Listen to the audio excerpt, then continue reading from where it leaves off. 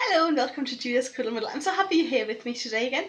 I've been gone for a wee while because I've been in Saudi Arabia opening a cinema there, which was fun. But yeah, that's why I haven't been podcasting anything for 2 months. But now I'm back and yay! I did knit quite a lot, so I have a lot to show to you today. For those who don't know me, hello, my name's Julia. I am German, but I do live in Edinburgh and I quite like to knit.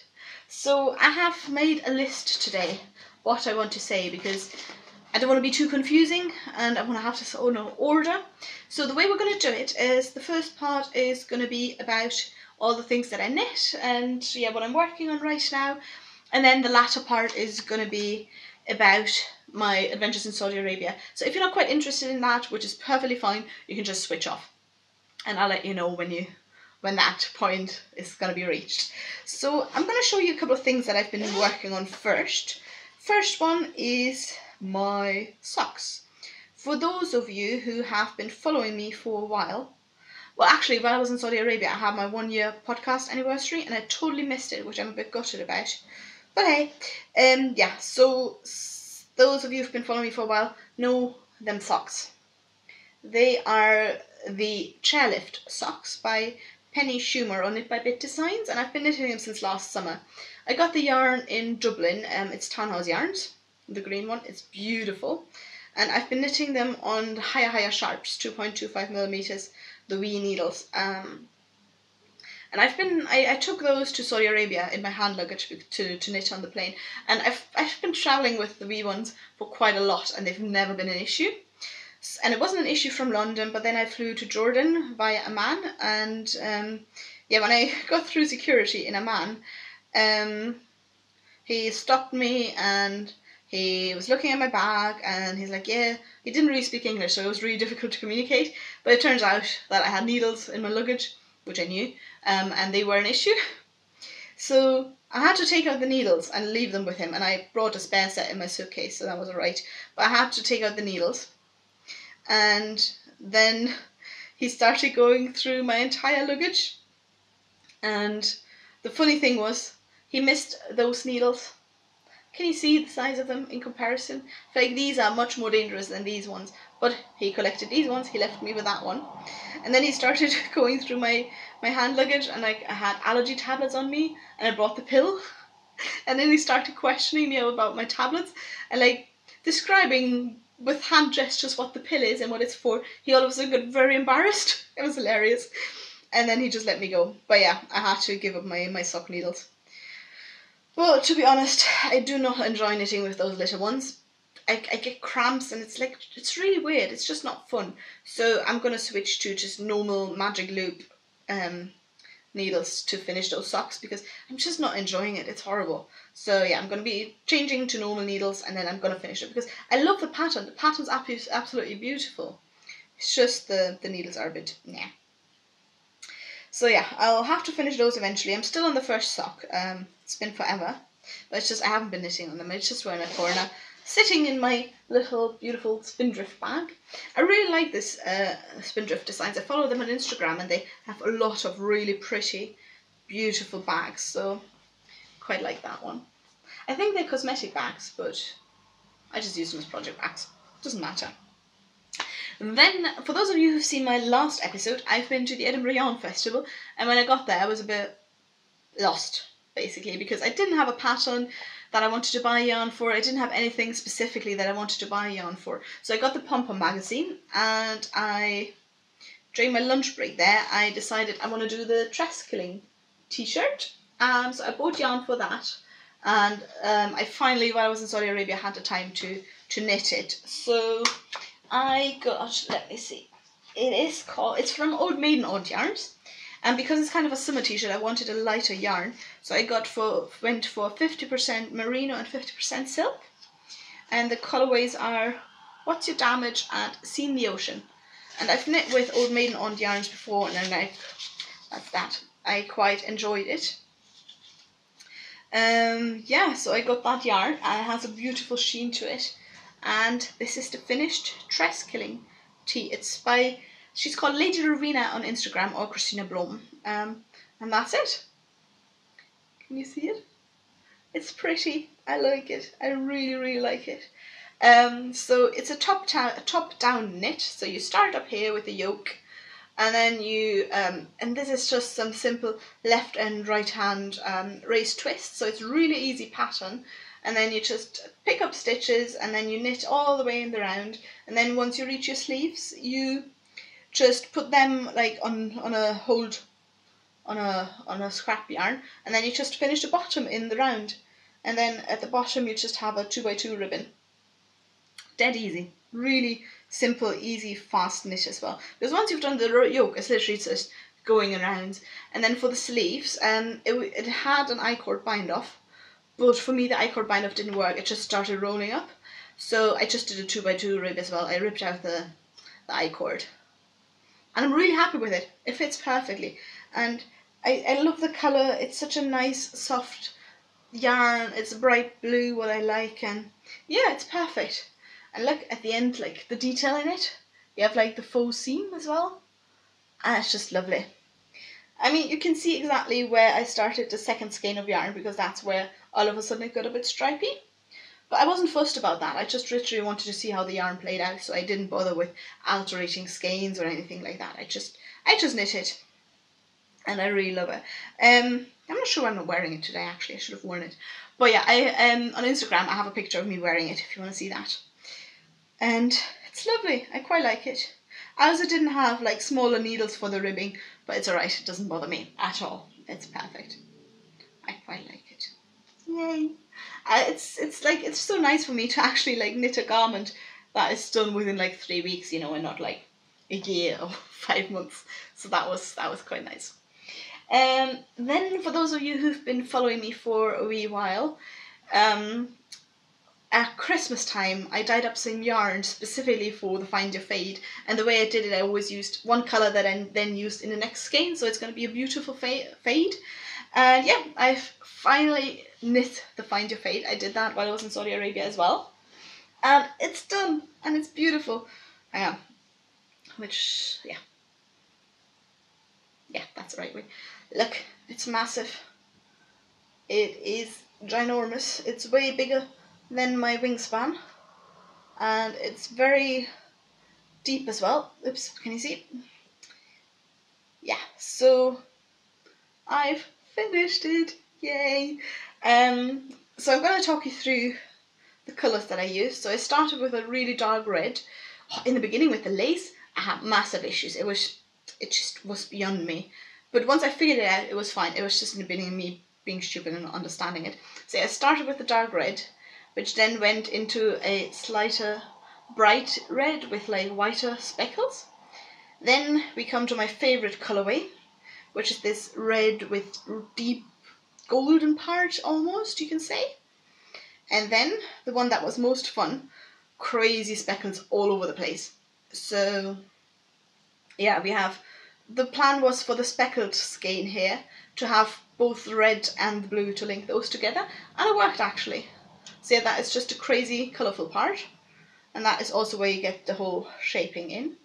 And then we move over to a bright blue with white and green petrol colours. Then the same thing again in darker. And then we end up with the really dark blue bit. So yeah, it was so much fun to knit.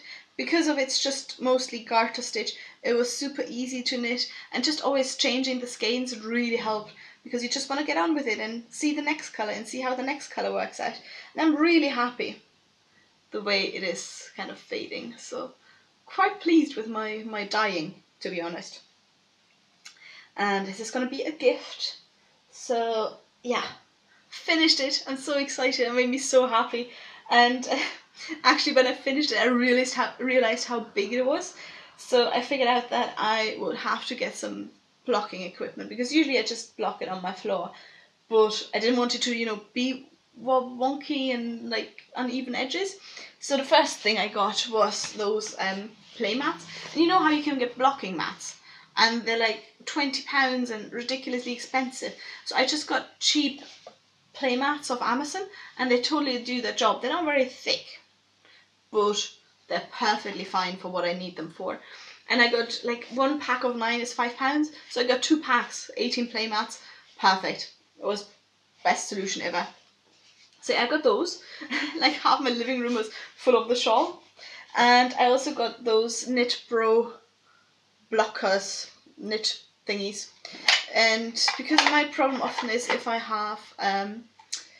use the needles, it just takes forever, and then you get little weird edges where the needle was pulling the fabric out a bit too much. So these ones are just basically, it has 8 needles in one go, so you can just slot it in, and it's so much easier, especially for big projects. It definitely makes sense. They also come with smaller ones. So I think in this kit, how do I get this back in there? Yeah, so I have 12 blockers with 8 pins and 8 blockers with 4 pins. So it was enough to block the Find Your Fate, and that is a massive thing. So come on. No, I can't close it anymore. These ones I can definitely recommend. They're not the cheapest, but they're really useful. I had been thinking about getting blocking wires as well, but I looked it up how to use them, and it just utterly confused me. I didn't fully understand how to, so I just decided to go for those knit blockers instead, and they've been perfect. They've been real good. So yeah, those were the 2 big projects that I worked on in Saudi Arabia, the t-shirt and the Find Your Fate, and I've never knit that much in 2 months. And it was just perfect because like I was living in a hotel, and there wasn't much to do, so most of the time I would literally just sit and knit, and I really enjoyed that. I also never watched that much Netflix before. So yeah, then the next thing on my list is my fibre share. So I've signed up for it again. The last one was slightly, well, the partial aid I get was really lovely, but the person I sent to, I dyed up some yarn for her, and she just never got back to me. She never said thank you. She never said even that she got a parcel. She just completely ignored me, which I found a shame, because like I dyed up the yarn for her, I bought some other yarn, I got some beautiful extras, and wrote a letter, and then you're just being ignored. So that's a bit rubbish. But hey, some people are just like that. I suppose I just want to get freebies out of it, I don't know. So I signed up again, didn't want to be disheartened by it, by just a couple of stupid people. So this time around, the way FiberShare works, you get a partner that you send to, and then another person is sending to you, so you have 2 partners basically. And you can put down your shipping preference. So I think it used to be domestic and worldwide, and now they added a European option, which I find perfect, because I'm happy to send within Europe, but to send to the US or to Australia, it just can get really expensive. So I didn't want to do that really anymore. So I got the European option, and I'm actually sending to someone in the UK. And she is a really lovely person. We've been chatting back and forth. And also the person that is sending to me, she's an American who's traveling Europe at the moment. So she's been like gathering apparently stuff. Like she keeps posting little hints on Instagram. So she's been like purchasing items all across Europe to send to me. So I'm really excited for that parcel. And yeah, this time around I decided to go for quality instead of quantity. I went to Be Inspired Fibres in Edinburgh, and I really love that yarn shop. It's a lovely one. And I got those 2 gorgeous skeins. So they are Malabrigo yarn. It is Malabrigo yarn. It's pure merino wool in a worsted weight, and the colorway is called Azul Profundo. So the girl or the lady I'm sending to, she asked for, or she said she likes thicker yarn, really soft yarn, and she likes blues, so I went for this one. I mean, it's a really soft one. And she also said that she would like to try handspun yarn. That's why I went for this one in particular, because it's single ply, and it looks quite rustic and has different thickness. So I really hope that she's going to enjoy these ones. It's so soft, it's squishy.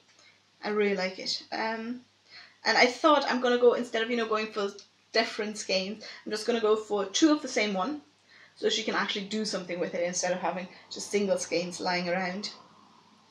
And then I also have, I'm in a bit of a dilemma. Maybe you can help me. So I really like Line magazine, and I've been wanting to buy that for ages. So when the new edition came out and I went to Be Inspired Fibres, wanted to buy 2 copies, one for my FiberShare partner and one for myself. Turns out they only had one left, because it's been so popular. And I don't know whether you've seen it before, but look at it. It's just gorgeous, like beautiful pictures. And yeah, it's just a really, really nice magazine. So I don't know what to do, but my plan is, because there's like 1 or 2 patterns in there that I would love to knit. Whether I found this one. It's actually only an advertisement, but I really want to do this shawl. I find it so beautiful. So I might go and buy this pattern. It's a Plummetist by Melody Hoffman. But there's one jumper. Hang on, where is it? Where is it? There we go. This Nutkin jumper. I really like it. I was thinking about knitting that one. But yeah, so, but I also really want to give it to my fibre share partner. So my idea is I'm going to copy the part that I want and then send it to her. What do you think? Is that dodgy? I don't know. Because I really want her to have it because it's such a nice magazine. So I might just do that. Such a shame they only had 1 copy. But like she literally said, it was the last one she had. So yeah. Then apart from that, I'm also going to get her, she mentioned that she would like to try spinning. So I got her a spindle kit. It's still in the post, it hasn't arrived yet. It's like a hand drop spindle with some fibre to go and try it out in the beginning. And then I got one for myself as well, because I don't know, it just looks fun, and I've been wanting to give it a try for quite a while. So I got myself one of the kits as well. So hopefully they should arrive soon, and then I'll just start spinning as well. Well, give it a try. I'm not quite sure whether I'm patient enough for it, or whether it's something like I try and it doesn't work and I get frustrated and I leave it, or maybe I'll love it. We'll see. But yeah, so can't wait for that. And once I have all that together, I'll be able to send it off. And I really hope she likes it. But yeah, I thought this time around I'm going to go for quality instead of quantity. And I hope she likes it. Well, we'll see. Yeah, I think that's it for the knitting part. Oh, I wanted to apologise if it's like really loud out there.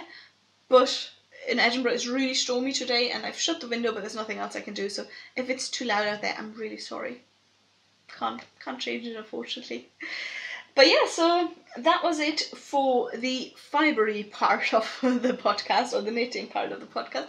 I hope you enjoyed it. As I said before, I'd be really chuffed if you subscribe, and yeah, if you leave comments, I really enjoy reading them, and follow me on Instagram, all that. And yeah, it's just thank you for watching, and I'm just going to be talking about my Saudi Arabia adventure a bit, because it's just something people don't get to do too often. So in case you're interested, hang on, there's going to be more. So yeah, as I said, I went to Saudi Arabia in April for 2 months. Had about a week to not a week, 2 days to decide whether I wanted to go or not.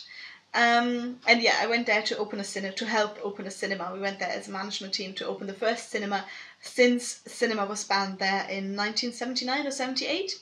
So for about, since the early 80s, there were no cinemas in Saudi Arabia, and we were the first one to open a cinema after the ban has been lifted. So it's been quite an adventure. When I was asked to go, I was a bit worried whether I should do it or not, because when you read about it, you know, women have to wear the abaya, a loose black dress. You have to cover your body. You're not allowed to drive as a woman. You have not many rights as a woman. Basically, you always have a husband or a cousin or a brother who is your guardian, and they are the ones that make decisions for you. So if, as a woman in Saudi Arabia, you want to leave the country, you need to have permission by your male guardian, basically. It doesn't apply to Western women, but yeah, as a Saudi woman. So I was a bit weary, and I was like, oh, should I go, should I not go? But then I'm one of those people, I want to try things, and I'm just going to do it and see what happens. Because I was thinking, if I was going to hate it, or if it was dangerous for me as a woman, or if I'd be too uncomfortable, I'm sure my company would get me out of the country, you know? They wouldn't force me to stay. So yeah, I went. It was the best decision ever. It was so much fun. It was really challenging, like just mentally, and a lot of work and everything, but it was so rewarding at the same time, and it was absolutely worth it. So I wasn't sure how to go about this, so I asked you guys on Instagram whether you have any questions, and I got a couple. So Kralaline, I hope you pronounced your name right, sorry, asked, what is it like to work there as a woman? I saw that only men were allowed in the cinema. Isn't it difficult for you there then? And then again, this is already, you know, one of those things where the media just portrays it incorrectly. We opened a cinema with family shows. The way it works in Saudi Arabia is basically when you go to a restaurant, life is segregated. So you have a bachelor section for men and single men and groups of men, and then you have a family section where you go as a woman alone or as a woman with a man. So we opened a cinema only with family shows, which means men by themselves were not allowed to come. Groups of men were not allowed to come. Men with their sons were not allowed to come. Men always had to be in the presence of a woman. Or women could come by themselves. Groups of women are fine. Women by themselves were allowed. But literally the only one who wasn't allowed to get in were men. Groups of men by themselves. They always had to come along with a woman. Whether that now was their family or a friend or whatever, we didn't question that. But yeah, so also in the auditorium, men and women were sitting next to each other, so it was mixed seating in family shows. And yeah, eventually we started doing bachelor shows, which were just for men, but we still had the mix of family shows and then specific bachelor shows, just to balance it a bit, because of course there's a group of men who want to go to the cinema by themselves. Excuse me. So yeah, to work there as a woman then was something I wasn't quite sure about how it's going to be, because when you read about it online, it often says that women have to have a separate office, they cannot share the same office than men, that it's really difficult.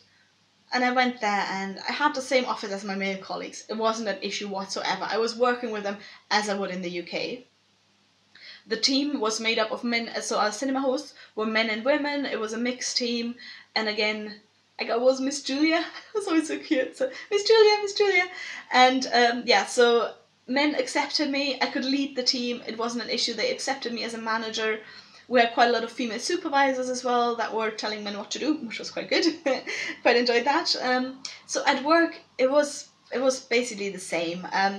Only weird thing sometimes was when there was like a guest complaint, and then, you know, I explained to them that they can't get into the cinema or something, and then they wanted to see a different manager. I was like, yeah, sure, I'm going to get you another deputy manager. They're going to say, you know, exactly the same thing. And of course, they said the same thing. It was men that said the same thing, you know. I was the only woman who went there. And yeah, that sometimes happened, but that was, just have to accept it. It's the way it is. And then, like, we got our first Coke delivery, and then delivery, like, I'm used to accepting deliveries, you know, and just carrying stuff around, and I just do that every day in the UK in my cinema. But then the Coke delivery driver, he wanted to take a selfie, so that was a bit bizarre. But hey, he got his selfie and he was happy and wandered off. So in the workplace as a woman, I wasn't any different at all. It was fun, and everyone accepted me, and I didn't really have any issues. So there, I was really alright. Someone else asked, Beata1166, please could you describe your everyday life, shopping, hobbies, meals, free time, and contact to colleagues? So my everyday life basically consisted of work, because I was living in a hotel for 2 months. So there I realised a bit more that I was a woman and I didn't have the same rights as men. So because, you know, you have to cover your body, I didn't have to wear a hijab or anything. Like, my hair was visible at all times. But in the hotel, I wasn't allowed to use the pool, I wasn't allowed to use the spa, and I wasn't allowed to use the gym. So there wasn't much for me to do. Like, I could sit beside the pool, but that was just rubbish as well. Like, you know, just sit beside a pool and not being able to dip in is a bit stupid. So there wasn't much to do in terms of free time. And in your everyday life, like, I was mostly at work, and then I, as you can see, I knit a lot, which was fun. Yeah, so in terms of shopping, because we were living in a hotel and food was included, I didn't have to do much shopping. So mostly I went to malls to, you know, just wander around and have a browse. So I could go to the mall with an Uber, no issue at all. Could go by myself, could go with my work colleagues. It was perfectly fine. But the funny thing about malls is that because you're not allowed to take off your abaya in public, in a normal shop where there was male employees, there were no changing rooms. So the way you had to buy things is you go to a shop, you buy something, and then you go to toilets in the shopping centre to try it on. And then you'd either return it or keep it. Which doesn't make sense, but there are a lot of things that don't make sense in the country just because it's so torn and so changing in the past. It's been changing so much in the past couple of months and years. So yeah, I didn't really buy anything. And the other thing you have to watch out for are prayer times. Prayer times do shape your entire day, basically. So what happens during prayer time, it's 5 times a day, the shops close down to give their employees and everyone the opportunity to go to pray. So for half an hour in a shopping centre, you just couldn't buy anything. So I was mostly sitting there on my phone waiting, for prayer time to be over so I'd be able to continue to shop. So literally the shops would close their shutters and no one was able to go in or out. On the other side, it could also happen that you get accidentally locked into a shop. So it happened to us once. We were on the way to work. We had to stop in a supermarket to quickly buy some oil. And then prayer time happened. And then we were locked into the shop for half an hour. Like literally, they close the shutters, all the cashiers go away, and there's no one at the tills. And all the employees are gone. And for half an hour, you are just locked into a supermarket. And you have to wander around and wait until the cashiers come back, they open the shutter, and you can pay and leave. So, it just happened that I was like, oh, prayer time, all right, we'll just have to be here now for half an hour. Happened to us a couple of times, rookie mistake, basically. So we all ended up downloading like a prayer time app so you actually knew. And that was also, our film times were built around the prayer times. So a film would start after prayer time and also would have to finish before prayer time started again. So prayer times very much give your life structure. In terms of hobbies, knitting, that was about it. Apart from that, I didn't do much, and I think that is also the issue that Saudis had, that there is no entertainment. The things you do is either you go shopping or you go out for dinner, because there are no cinemas. There's a zoo, but apart from that, there's not much there in terms of entertainment. So we were the first cinema to open, so that is only now that the entertainment for your free time is starting. So yeah, that was that. In terms of meals, food was quite good. Well, I was living in a hotel, so I had to rely a lot on room service and that sort of thing. And because I'm allergic to chicken, the actual food that I could eat in the room service was quite limited. And then I had this Bangladeshi room boy who was very keen to go back to London with me, and who would give me free Pepsi and flower bouquets in my room. And despite me pretending to have a husband and kids back in the UK, like he just kept, like my tomato mozzarella salad started turning up in heart shape and things like that, so that was a bit dodgy. And that's the other thing about Saudi Arabia. All the servants in hotels and stuff are male, so you don't have any female servants. It sounds wrong as servants, but like room boys and all those were Asians and they were men. So yeah, the room service guy was a bit creepy, but yeah. Oh well, so there, I think that's when I realised that travelling as a Western woman there by yourself, or working there by yourself, is interesting. It doesn't happen very often, and I never had that much attention from men before. It's really weird, like, yeah, it just doesn't happen.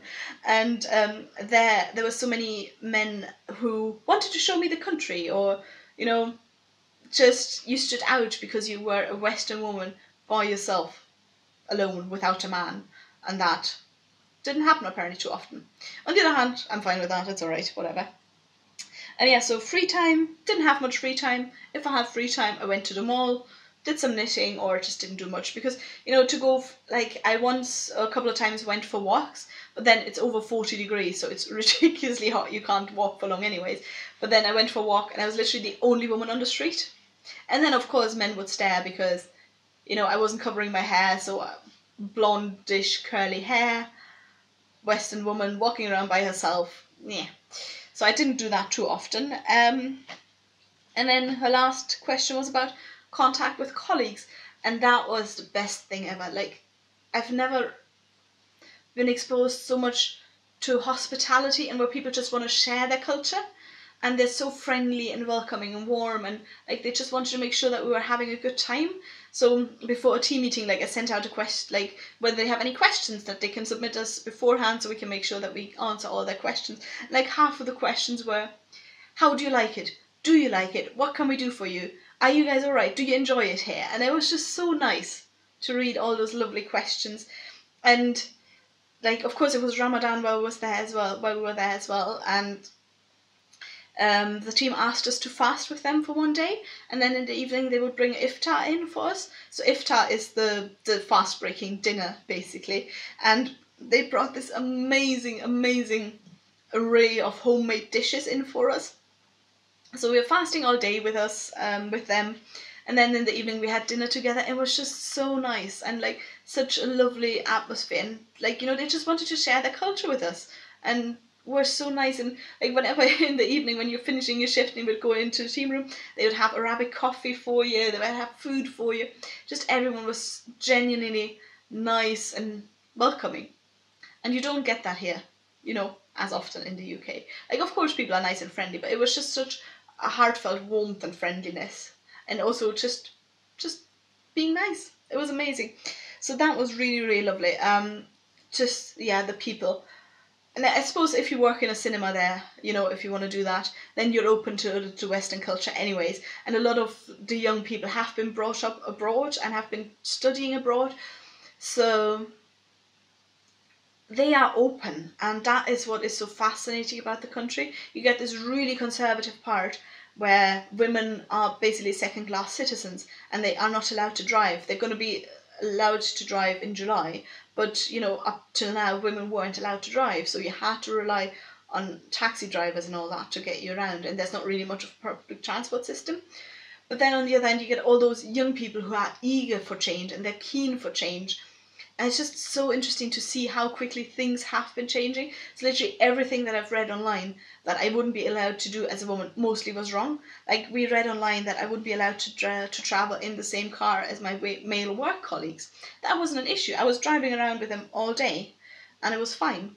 But on the same time, our driver was saying that a couple of years ago he was driving a Canadian woman, and he was just you know, the way you chat as a driver, you chat with your guest in your car, and then he was stopped by the religious police. Sorry, video just stopped. So yeah, the religious police stopped him and were asking him, why are you chatting to the woman in the car? You shouldn't be chatting to her. And things like that don't happen anymore. The religious police has apparently almost disappeared. I never met them, luckily. I think I would have been terrified. But like, I was always carrying like a headscarf in my bag just in case I was asked to cover my hair. But apart from that, it was fine. It was really lovely. It was a really nice experience. And yeah, I wish I would have seen more of the country. But then again, you know, if I had my days off and I was alone as a woman, I didn't quite know whether I can like travel out to the desert. So I just didn't do that. Maybe I could have done it, but I just felt like I don't understand the country enough yet to know exactly what I can do or can't do. And you know, we're flying back at the airport. It was really interesting to see. It was all men that flew to London, and then maybe, I think there were 3 women travelling by themselves, and everyone else was men. So it tells you how still Western women are hesitant to go there. And the thing is also with Saudi Arabia, they don't do tourist visas, or I think they're starting doing tourist visas now. But before, you couldn't get into the country. You could only get into the country for work. So it's just such a interesting country that is changing so much. And you know, when we opened a cinema in the first couple of days, people would come up to us and shake our hands and thank us for opening a cinema. That was just such goosebump moments. People would come in and they would film themselves going in, and like, they would come up to us and be like, I never thought that this would happen in Saudi Arabia. I never thought I would go to a cinema in Saudi Arabia. And that was just incredible moments that totally made it worth it. It was amazing. And you know, social media is a massive thing there. Everyone has a smartphone, and WhatsApp exists, Instagram exists. Of course, the internet is censored, so if you want to go to certain websites, you just get this thing where it says, like, you know, you can't go to that page because it's been deemed inappropriate or something like that. Yes, that's a massive thing. So it's just, that's what makes it so interesting. It's so torn. It's changing so fast. Like, it's so much change the society is taking, considering how long they've been so conservative and, you know, religious and couldn't change a thing. And they were like, it's just going to be interesting where it goes in the next couple of years. But all the young people I met, they were so lovely and so nice and so friendly.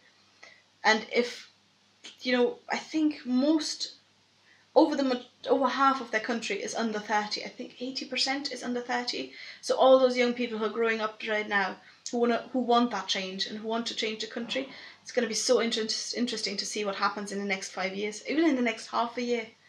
Things are changing so quickly. So yeah, I really enjoyed it. It was challenging, but it was really interesting. I'm so glad I went. I'm proud I went. Because I was speaking to other managers here in the UK, and I was like, yeah, I thought I should apply, but then I didn't. I was like, yes, I went for it. I did it. So yeah. But if you have any questions about Saudi Arabia, living there, being there as a woman, whatever, just add it to the comments. More than happy to answer. Because yeah, having been there and having read about it beforehand, it's been such a different experience that you cannot trust what it's online.